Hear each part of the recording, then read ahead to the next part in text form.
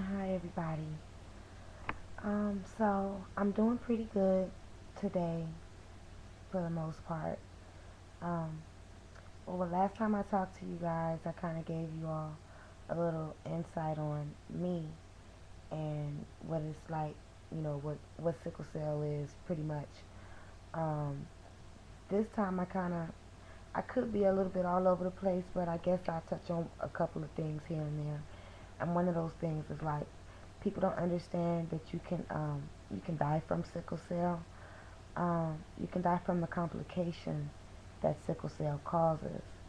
Um, it kills your organs. When you have a crisis, every time you have a crisis, it's it's hurting something else inside of you, which is killing stuff off. And that's kind of how I got the avascular necrosis. Avascular necrosis is when your bones deteriorate, and that's what sickle cell does. Every time I get into a crisis and it stops the blood flow, it that something dies because there's no blood flow there. So, the more time that there's no blood flow, the more time that it has to spend on shutting down, rather. Um, Growing up with it was pretty difficult. I spent the majority of my childhood in the hospital every 2 weeks for a lot of years, up until my mid-teens for the most part. I'm a military kid, so I grew up all over the place and traveled a lot, been to a lot of hospitals, had a lot of different doctors, met a lot of different people, and it was still the same either way. I'm going to get sick, I'm going to go in the hospital, I'm going to get some fluids, I'm going to get some pain medicine, some Toradol, some morphine, and wait till I start to feel better, and then I go home. And it's just a cycle. It doesn't go away, it doesn't stop, it doesn't end. This is just what my life is. Um, as a kid, you have to be aware and you have to understand, although you don't want to, you kind of have to grow up faster than you want, because you're put in a position where you have to make decisions that normal children don't have to make. And you have to deal with things that normal children don't have to deal with. Like, people look at you and say that you don't look sick. That's like one of the most irritating things ever to me, is that you don't look sick comment. So what, I don't look sick.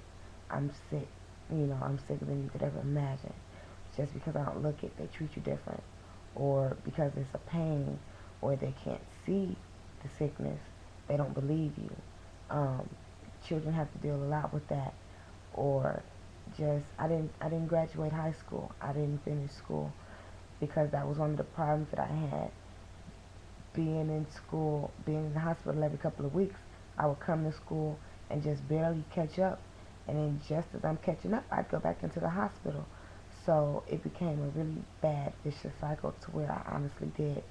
I kind of stopped on that part, and I do regret that part of my life. And I will be going back to school because I do have children, and for me, I do want to do that. That was something that sickle cell kind of took over, and I don't like that. In my heart, I don't like that for me, because I'm a fighter, and that's something that I shouldn't allow to happen.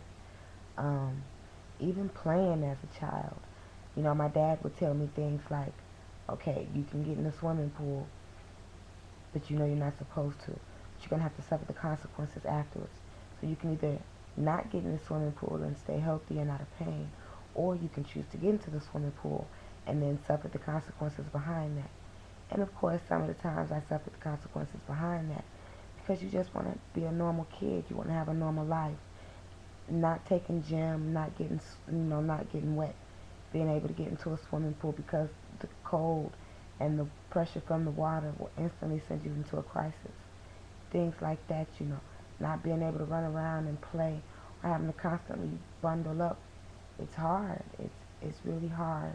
And I hate for another child to have to imagine another child have to endure having to endure those type of things, when sickle cell is honestly something that can be prevented with knowledge. If you just know your background, if you just know what runs through your veins, your history, your people, um, it would prevent this from happening to other children. it would prevent other parents from having to suffer, or a child from having to suffer through the pain that it causes. Um, I didn't really want to talk too much tonight. I just kind of wanted to touch on that because it was in my head. I'll try to be back tomorrow. Um, I have a couple of things in mind that I'm going to try working out. You all will get to meet my family, and you'll get to find out what it's like for them living with me, you know, with sickle cell. So, with that being said, good night, and I'll talk to you all soon. Bye.